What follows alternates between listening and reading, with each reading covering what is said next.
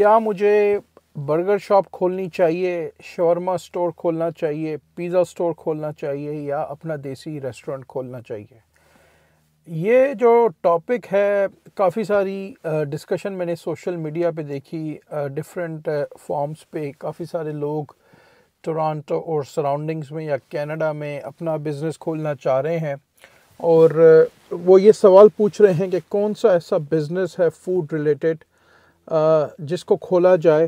अगर प्रोफेशनल वो शेफ़ नहीं है, राइट, उनको खाना बनाना नहीं आता और वो बिज़नेस करना चाह रहे हैं, बिज़नेस को सोच रहे हैं, और स्पेशली फूड बिज़नेस, तो कौन सा ऐसा बिज़नेस है जिसको वो करके डिसेंट पैसे जनरेट कर सकते हैं, या वो जो बिज़नेस करना चाह रहे हैं उसका क्या फ्यूचर है, रफली वो क्या पैसे जनरेट कर सकते हैं। आज इस वीडियो में मैं आपको कुछ डिटेल शेयर करूँगा। अस्सलाम वालेकुम, आपका दोस्त यासिर खान। मैं उम्मीद करता हूँ कि आप सब खैरियत से होंगे।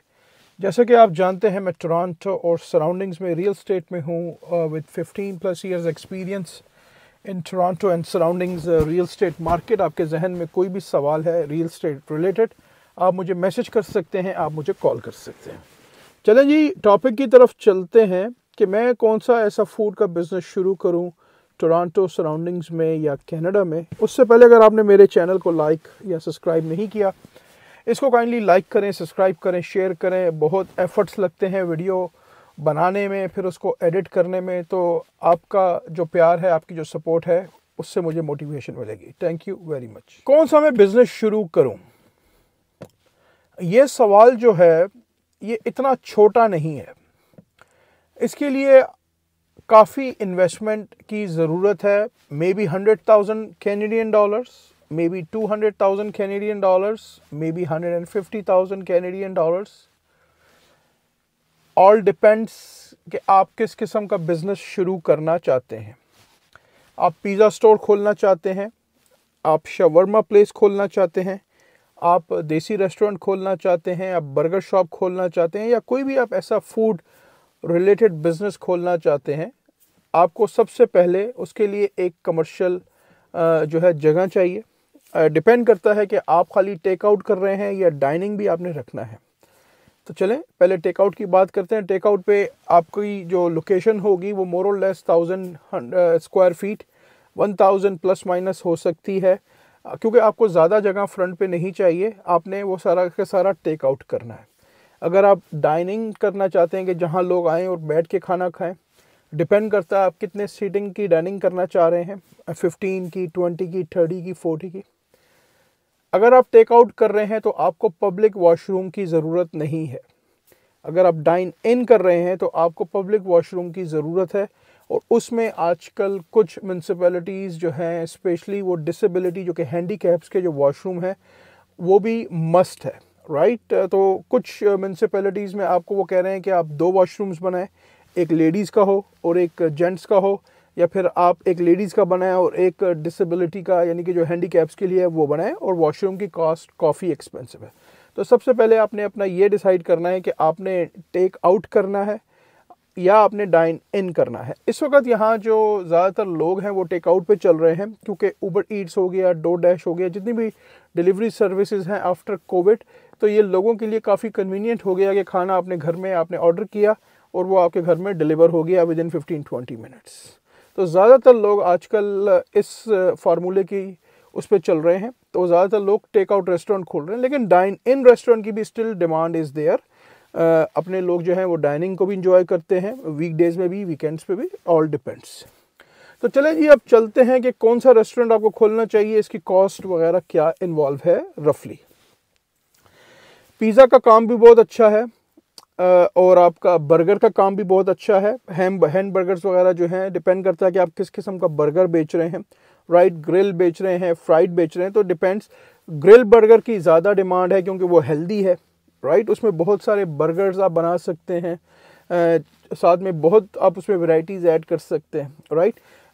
फ्रेंचाइज़ भी इसमें बहुत सारी हैं, अपने देसियों की भी बहुत फ्रेंचाइज़ हैं जिनके 10 स्टोर, 5 स्टोर, 15 स्टोर हैं। फ्रेंचाइज ऑलरेडी उनका मॉडल सेट है, एक सिस्टम सेट है, आपने सिर्फ एक सिस्टम को फॉलो करना है। डजेंट मैटर आप शेफ़ हैं या नहीं हैं, फ्रेंचाइज लेने का आपको जो बेनिफिट होगा कि वो आपको एक सिस्टम देंगे, आपने सिंपली उस सिंपल सिस्टम को फॉलो करना है, उसमें कोई हार्ड एंड फास्ट रूल नहीं है और आप आराम से उस चीज़ को ईजिली लर्न कर सकते हैं। आप अपनी कोई रेसिपी आपको लगता है कि भाई मैं बर्गर्स जो है वो बहुत अच्छे बनाता हूँ, ये मेरी अपनी पर्सनल रेसिपी है, आप उसको भी ट्राई कर सकते हैं, राइट। लेकिन again it all depends on location. Real estate जितनी भी है, डजेंट मैटर वो रेजिडेंशियल है या कमर्शियल है। अच्छा, एक चीज़ मैं आपको यहाँ पे वीडियो को आगे जाने से पहले एक चीज़ मैं आपको थोड़ा सा सजेस्ट ज़रूर करूँगा कि एडवाइस जो मशवरा है वो हमेशा प्रोफेशनल से लें।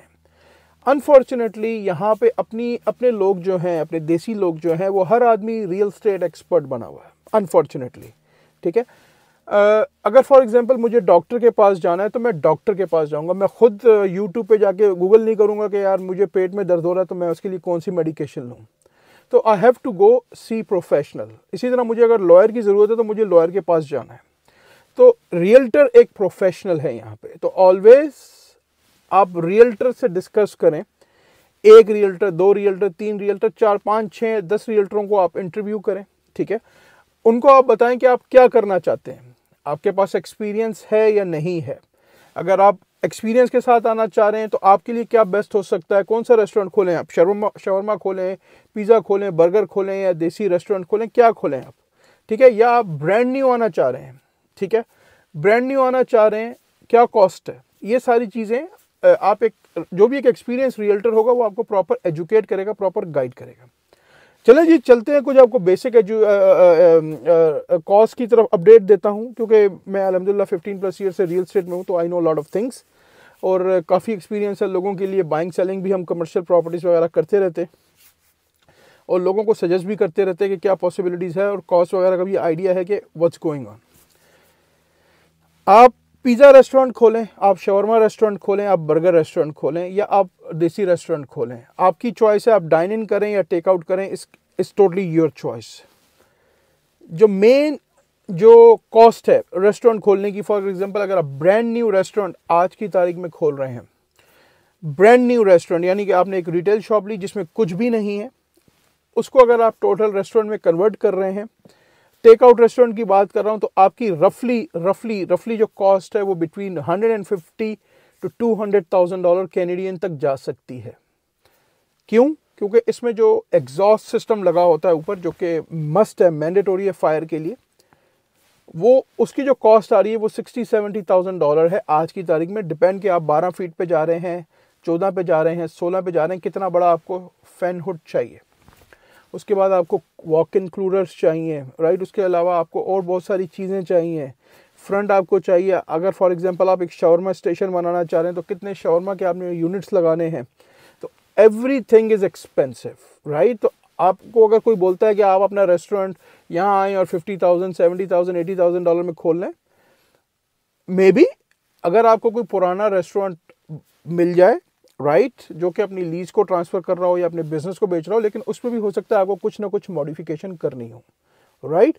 पुराना रेस्टोरेंट मिला, उसमें भी आपने पूरी अगर आप मॉडिफिकेशन वगैरह करते हैं तो वी टॉकिंग अबाउट एटलीस्ट $70,000-80,000, क्योंकि यहाँ पे जो फायर कोड्स वगैरह हैं, जो आपको परमिशंस मिलती हैं, वो इतनी आसानी से नहीं मिलती। फायर डिपार्टमेंट जो है वो दे चेक एवरीथिंग कि अगर खुदा ना खास्ता कहीं आग वगैरह ना लग जाए। तो कॉस्ट जो है इस वक्त रेस्टोरेंट को बनाने की, अगर आप टेक आउट रेस्टोरेंट बनाना चाह रहे हैं तो उसकी रफली कॉस्ट जो है वो 150 to 200,000 है। अगर आप डाइन इन रेस्टोरेंट बनाना चाह रहे हैं, फॉर एग्जांपल उसकी सीटिंग कैपेसिटी 30 या 40 या 50 या 60 करना चाह रहे हैं विद वॉशरूम एंड एवरीथिंग, आप अपने जहन में रफ नंबर लेके चलें, मोर और लेस 3 से $3.5-4 लाख। इट ऑल डिपेंड्स कि आप उसमें किस किस्म का रेस्टोरेंट बनाना चाह रहे हैं। आप उसमें कढ़ाई वगैरह बेचना चाह रहे हैं, क्या करना चाह रहे हैं, पाकिस्तानी रेस्टोरेंट बनाना चाह रहे हैं, मिडल ईस्टर्न बनाना चाह रहे हैं, अगेन आपके जहन में क्या आइडिया चल रहा है। तो अगेन तो सबसे पहले आप अपनी रिसर्च को ज़रूर करें, कोशिश करें कि कुछ एरियाज़ में जाके रिसर्च करें कि वहाँ पे अगर पिज़्ज़ा स्टोर है या शवरमा स्टोर है तो उनसे जाके कोशिश करें, ओनर से बात करें। हर आदमी आपको गाइड नहीं करेगा, लेकिन हो सकता है कोई ना कोई आपको गाइड कर दे। तो अपनी रिसर्च को ज़रूर करें। It's not easy. ऐसा लगता है दूर से आपने देखा किसी रेस्टोरेंट की कि बहुत बिजी है, ये है वो है, इट्स नॉट ईजी। ओवरहेड्स बहुत ज़्यादा हैं। रेंट हो गया, रेंट फॉर एग्जांपल अगर आप एक टेक आउट रेस्टोरेंट है और 1000 स्क्वायर फीट है, तो आज की तारीख में रफली उसका रेंट जो है वो गिव एंड टेक $6000 है, प्लस उसकी यूटिलिटीज़, ये 7000 हो गए, प्लस उसके एम्प्लॉयमेंट। अगर आपने फॉर एग्जांपल वहाँ 2 बंदे या 3 बंदे रखें और अगर आप एक आदमी को मिनिमम 3-3.5 दे रहे हैं, तो we talking about $10-12,000 salary, right. तो अगर आप इन सब चीज़ों को कैलकुलेट करते हैं तो सो फार आप $17-18,000 में खड़े हुए हैं, राइट। तो आपको रफली जो सेल इसमें चाहिए वो कम से कम $50-60,000 की सेल चाहिए। फूड कॉस्ट को आपने निकालना है, फूड कॉस्ट आपकी तकरीबन 35% गिव एंड टेक होनी चाहिए, राइट। आप विलिंग हैं 10-12 आवर्स काम करने के लिए, इतना आसान नहीं है, इट्स अ वेरी टफ काम, बहुत मुश्किल है। आसान लगता है दूर से, जब आप खरीदने जाते हैं तो आसान लगता है, आपको लगता है बहुत अच्छा बिजनेस है, he is making very good money, possible हो सकता है, लेकिन उस मेहनत के पीछे हो सकता है उसने 8-10 साल लगाए हो, 12 साल लगाए हो।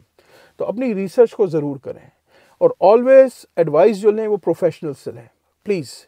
मैं उम्मीद करता हूं कि ये वीडियो आपको काफ़ी पसंद आई होगी। अगर अभी तक आपने मेरे चैनल को लाइक या सब्सक्राइब नहीं किया, इसको लाइक करें, सब्सक्राइब करें, शेयर करें, इससे मुझे मोटिवेशन मिलेगी। इंशाल्लाह बहुत जल्द ऐसे ही किसी और वीडियो में आपसे मुलाकात रहेगी। हंसते रहें, मुस्कुराते रहें, खुशियाँ बांटते रहें। अल्लाह हाफिज़, all the best and take care.